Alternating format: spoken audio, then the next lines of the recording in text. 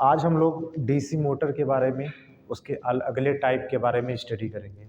हम लोगों ने अभी तक डीसी सीरीज मोटर और डीसी शंट मोटर के बारे में स्टडी किया। उसमें देखा जो डीसी सीरीज मोटर होता है उसमें हमारी जो सीरीज फील्ड वाइंडिंग आरएससी थी वो आर्मेचर के सीरीज क्रम में होती है, तो उस मोटर को क्या कहते हैं? डीसी सीरीज मोटर कहते हैं।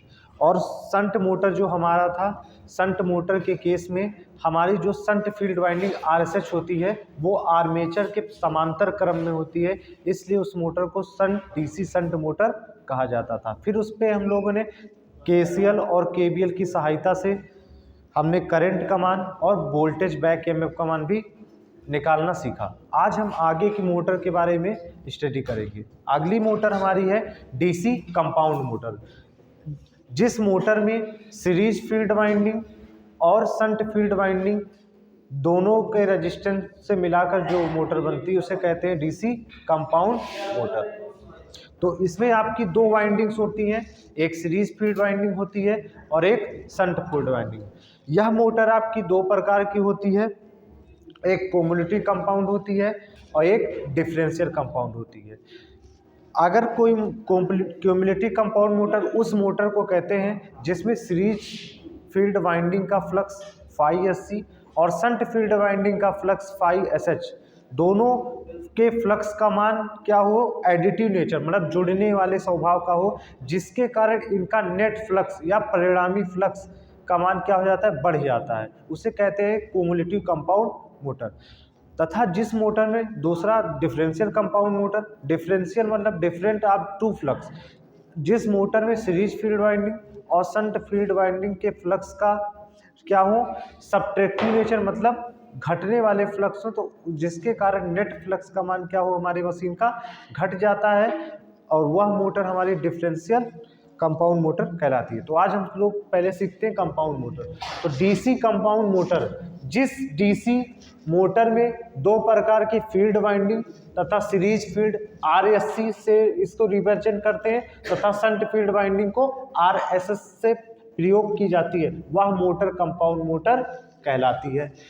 एक डीसी कंपाउंड मशीन को आप मोटर और जनरेटर की तरह, दोनों की तरह आप लोग प्रयोग कर सकते हैं। अगर आप सप्लाई इनपुट पे देंगे तो वो मोटर की तरह काम करेगी, और अगर आप प्राइम मूवर से उस मशीन को क्या करेंगे, घुमाएंगे, तो वह मशीन जनरेटर की तरह प्रयोग करेगी। तो एक ही डीसी मशीन को आप मोटर और जनरेटर दोनों की तरह प्रयोग में लाया जा सकता है। डीसी कंपाउंड मोटर हमारी दो प्रकार की होती है, एक क्यूमुलेटिव कंपाउंड डीसी मोटर होता है, दूसरा हमारा डिफरेंशियल कंपाउंड डीसी मोटर होता है। आज हम पहला मोटर के बारे में स्टडी करेंगे। पहला है क्यूमुलेटिव कंपाउंड डीसी मोटर। जब किसी कंपाउंड मोटर को सीरीज तथा शंट फील्ड वाइंडिंग को इस प्रकार कनेक्ट किया जाता है कि इससे सीरीज फील्ड वाइंडिंग से उत्पन्न मैग्नेटिक फील्ड फाई एससी तथा शंट फील्ड वाइंडिंग द्वारा उत्पन्न magnetic field phi SH field के साथ जुड़ने वाले नेचर का होना चाहिए, तो वह क्यूमुलेटिव कंपाउंड मोटर कहलाती है। यानी कि सीरीज फील्ड वाइंडिंग का फ्लक्स फाई एससी और शंट फील्ड वाइंडिंग द्वारा उत्पन्न फ्लक्स फाई एसएच, दोनों फ्लक्स क्या हो, जुड़ने वाले नेचर के होने चाहिए, जिसके कारण हमारा जो रिजल्टेंट फ्लक्स होता है, ये रिजल्टेंट फ्लक्स है, ये सीरीज फील्ड वाइंडिंग फ्लक्स है, ये शंट फील्ड फ्लक्स, दोनों का मान क्या हो जाता है, बढ़ जाता है। तो उस मोटर को क्यूमुलेटिव कंपाउंड मोटर कहते हैं।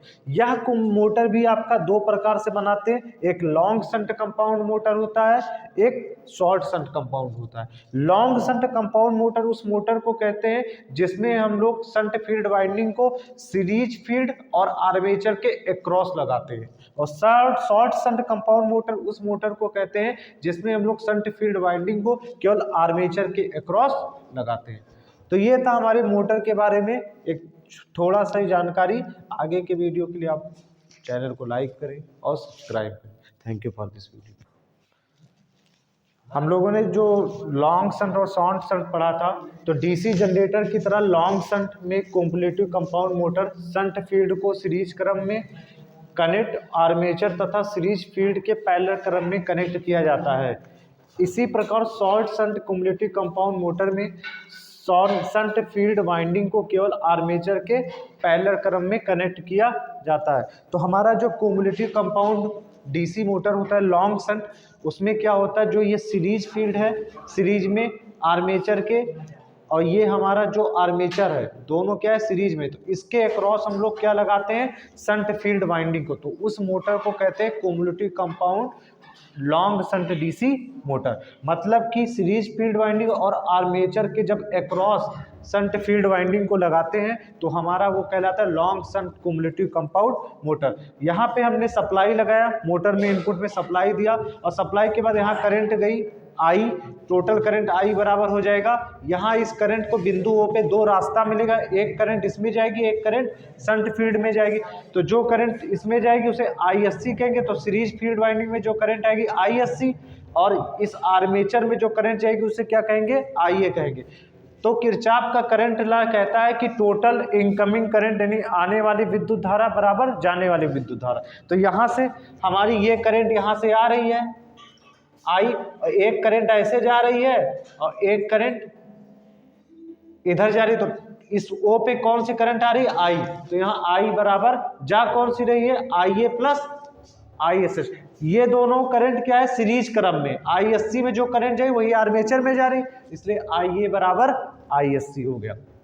दूसरा किरचॉफ का वोल्टेज नियम लगाएंगे, तो टोटल विद्युत वाहक बल का जो मान होता है उस सर्किट में लगे अलग अलग एलिमेंट के अक्रॉस वोल्टेज ड्रॉप के योग के बराबर होता है। तो हमने सप्लाई दिया इनपुट वोल्टेज B, तो टोटल वोल्टेज यहाँ से B मिला बराबर यहाँ पे ड्रॉप, अब यहाँ पे drop ISC into RSC plus यहाँ voltage drop IA into RA, तो यहाँ B बराबर ISC into RSC plus IA into RA plus इस मोटर में उत्पन्न बैक EMF के योग के बराबर होगा।